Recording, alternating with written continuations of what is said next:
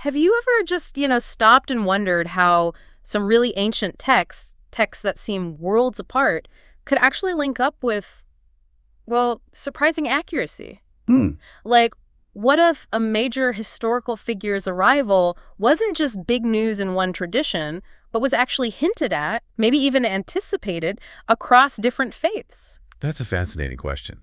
Well, today, that's exactly what we're diving into. We're going to explore Rabi ul Awal, the birth month of Prophet Muhammad, which is obviously hugely significant. Hugely significant, yeah. But we'll also look at how his coming isn't just central to Islam, but how it seems to be described, maybe even foretold, in both the Old and New Testaments. Right. And to really get into these connections, we've gathered some really interesting source material for you. We're talking excerpts from the Holy Quran, naturally, but also from the Old Testament. Specifically, the book of Deuteronomy. And then from the New Testament, we're looking at key parts of the Gospel of John. It makes for a really compelling cross-scriptural look. Okay, fantastic. So our mission here is to kind of unearth these connections, maybe ones you haven't thought much about, giving you a shortcut to being really well informed on how these historical and spiritual threads weave together. Exactly. You start to see how these texts sort of speak to each other across time. Okay, great. Let's unpack this. The fulfillment of an ancient prayer, Prophet Muhammad's arrival. So let's start by grounding ourselves in Rabi ul Awal. For, millions around the world, this month is deeply spiritual. It marks the birth of Prophet Muhammad. A figure whose life and teachings undeniably reshaped history.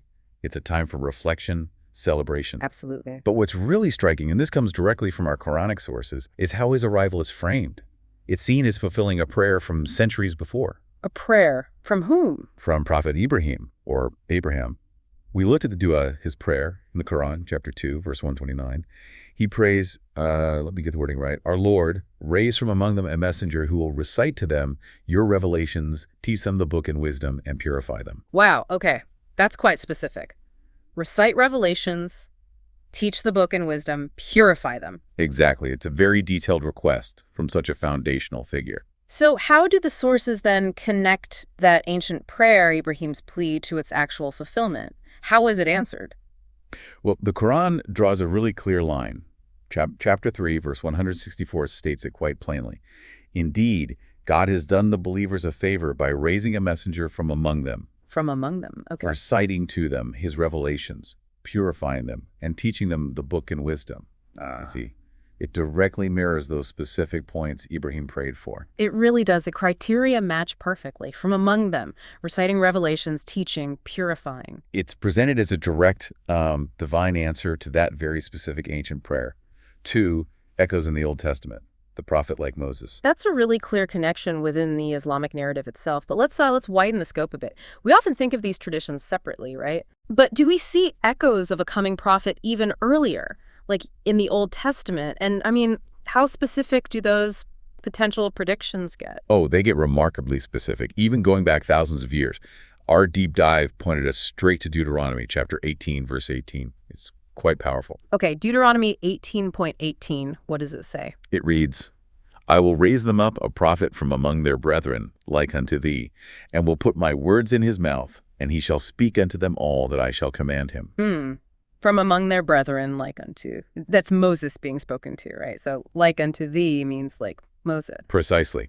God speaking to Moses about a future prophet. Okay, that phrase, like unto thee, it feels loaded with meaning. When we look at how this verse is interpreted in our sources, what are the key, the definitive markers that suggest this isn't just any prophet, but a specific one? What criteria stand out? Right. Our analysis pinpoints 4 really crucial criteria for identifying that prophet, as the verse calls it. Well, okay. First, he won't come from the Israelites, the "thee" being addressed, but from among their brethren. This is widely interpreted as pointed to a related people, often the Ishmaelites, meaning the Arabs. Okay, so a different lineage. Got it. What else? Second, and this is very explicit, he will be like Prophet Moses in significant ways, not just superficially. Like Moses. Okay, that's a big one. Third, God will put my words in his mouth. This implies direct revelation, divine inspiration, not the prophet's own thoughts or interpretations. The words come from God. So receiving revelation directly. Yes. And fourth, he shall speak unto them all that I shall command him. This points to a universal message directly commanded by God, not selective teachings. Wow.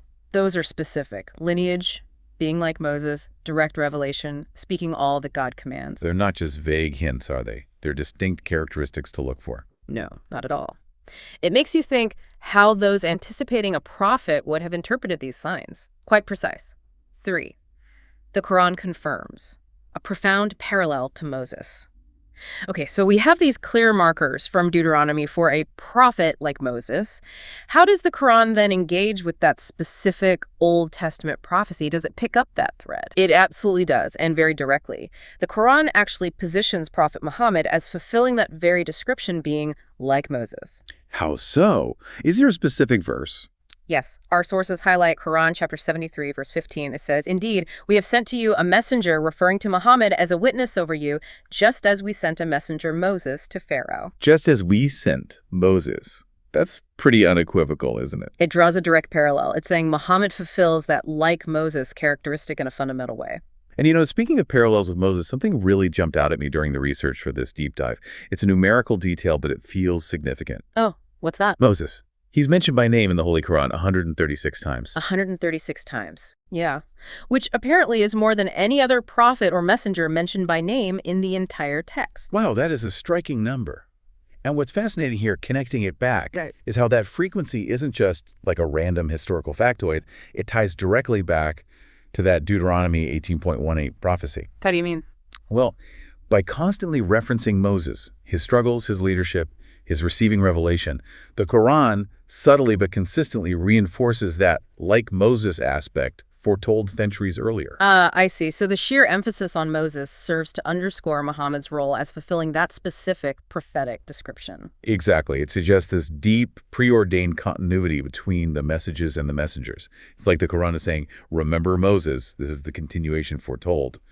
The promise of a comforter in the New Testament. Okay, so we've seen the connections drawn back to Ibrahim's prayer and the prophecy in Deuteronomy. Now let's move forward chronologically. What about the New Testament?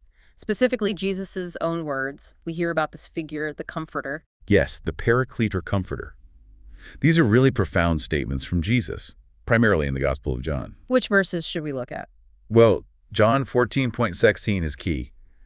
Jesus says, "And I will pray the Father, and he shall give you another comforter, that he may abide with you forever." Another comforter. Yes, the word another is significant.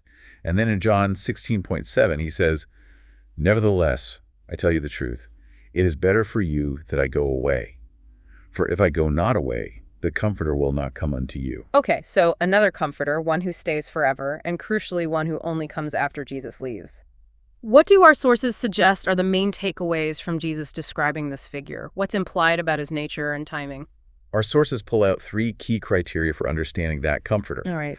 First, Jesus himself is referred to in the Bible as both a prophet and, in some contexts, a comforter or advocate. So when he speaks of another comforter, the implication is this figure will also be a human prophet, following in that prophetic tradition. Okay, so likely a human prophet, like Jesus. Makes sense. Okay. Second, that phrase, abide with you forever. This strongly suggests that the Comforter's message, his teachings or revelations, will be final and enduring. They won't be superseded. This points towards the idea of a final prophet whose law remains until the end of time. A final, enduring message. Okay, and the third point?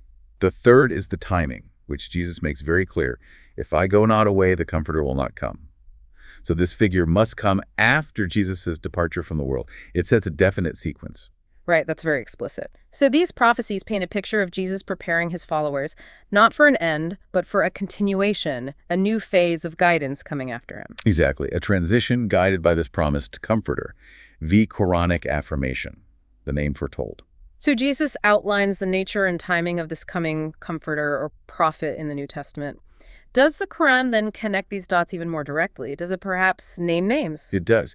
And with remarkable clarity, according to our sources, it explains that Jesus didn't just predict a prophet to follow him, he actually gave a specific name. Really? A name? Where do we find that? In the Quran, chapter 61, verse 6, it recounts Jesus speaking. Let me quote it. "And when Jesus, son of Mary, said, 'O children of Israel, I am truly God's messenger to you, confirming the Torah which came before me, and giving good news of a messenger after me, whose name will be Ahmed.'" Whose name will be Ahen. Okay. For anyone listening who might not know, what's the significance of the name Ahmed? How does that connect things? Well, this is the crucial link for many. Ahmed is, in fact, another name for Prophet Muhammad. Both names derive from the same Arabic root, meaning praised or most praised. Okay. So the Quran is stating Jesus himself foretold a messenger named Ahmed. Precisely. And if we connect this back, this Quranic verse is seen as directly confirming and fulfilling the prophecies about the Comforter we just discussed from John 14 and 16. Because Muhammad came after Jesus, brought an enduring message, the Quran, and is identified here by a name Jesus supposedly foretold. Exactly. The Quran presents this as the explicit identification of that promised figure. It removes ambiguity and draws that clear line from the New Testament promise to Muhammad's arrival. For believers, it shows a profound coherence across these scriptures. Wow. Yeah. What a journey we've just taken. Seriously, tracing these threads from Ibrahim's ancient prayer in the Quran to that specific prophecy of a prophet like Moses in Deuteronomy, then Jesus' promise of another comforter in John's gospel. Culminating in the Quran directly naming Ahmed. Right. The consistency when you lay it out like that across traditions and centuries, it's really quite something. It truly is. And this deep dive, I think, really highlights how these scriptures, when you approach them openly, seem to engage in this ongoing conversation. Yeah. They reveal this rich, interwoven story of, well, foresight and fulfillment, bridging different faiths. There's a real beauty in seeing how knowledge, when you connect the dots like this, reveals these deeper patterns, maybe even suggests an overarching plan. I agree. I'm always struck by the layers you find when you really dig into the sources. This exploration of cross-scriptural prophecy is just... Well, it's a powerful reminder of how much more there might be to understand. Definitely.